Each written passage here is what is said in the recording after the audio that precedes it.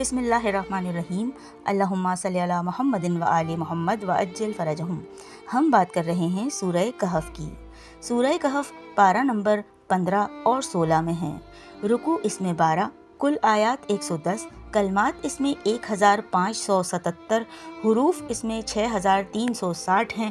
آیت نمبر 105 یعنی 105 کا ترجمہ یہ ہے کہ یہ وہ لوگ ہیں جنہوں نے اپنے رب کی نشانیوں اور اللہ کے حضور جانے کا انکار کیا، جس سے ان کے اعمال برباد ہو گئے، لہٰذا ہم قیامت کے دن ان کے اعمال کے لیے کوئی وزن قائم نہیں کریں گے۔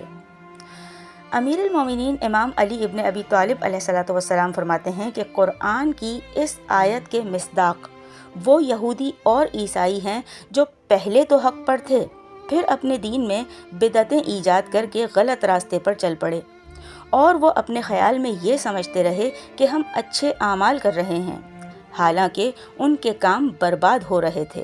اور ان آیتوں کا اطلاق ان مسلمانوں پر بھی ہوتا ہے جو سنت رسول صلی اللہ علیہ وآلہ وسلم کو چھوڑ کر بدعتوں کے پیچھے پڑے ہوئے ہیں، اپنی خواہش کے مطابق مذہب میں نئی نئی باتیں ایجاد کر کے کفر کی وادی میں جا گرے ہیں۔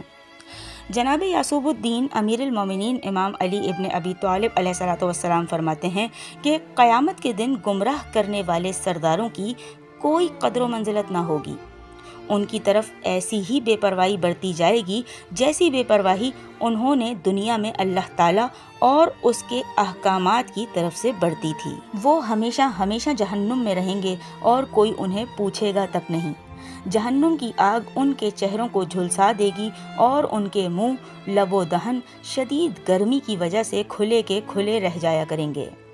جناب پیغمبر اسلام محمد مصطفیٰ صلی اللہ علیہ وآلہ وسلم فرماتے ہیں کہ جب میری امت میں بدعتیں پھوٹ پڑیں تو عالم کی ذمہ داری ہے کہ وہ اپنے علم کو ظاہر کرے، بدعتوں کو روکے، اور جو ایسا نہ کرے اس پر اللہ کی لعنت۔ جناب ناصر النبیین امیر المومنین امام علی ابن ابی طالب علیہ السلام فرماتے ہیں کہ ان آیتوں کے مصداق اور مراد وہ لوگ بھی ہیں جو میری ولایت کے منکر ہیں۔ جی سامعین گرامی، یہ تھا سورہ کہف کی آیت نمبر 105 یعنی 105 کا ترجمہ۔ ویڈیو آپ کو پسند آئے تو اس کو لائک کیجیے گا، شیئر کیجیے گا، کمنٹ کر کے اپنی رائے سے آگاہ ضرور کیجیے گا، اور چینل کو سبسکرائب لازمی کیجیے گا۔ کل جمعے کا دن ہے، جمعہ ہم سب کو بہت بہت مبارک ہو۔ اللہ رب العزت سے دعا ہے کہ وہ ہمیں اپنی روٹین کی عبادت کے ساتھ ساتھ سورہ کہف بھی پڑھنے کی توفیق ضرور عنایت فرمائے۔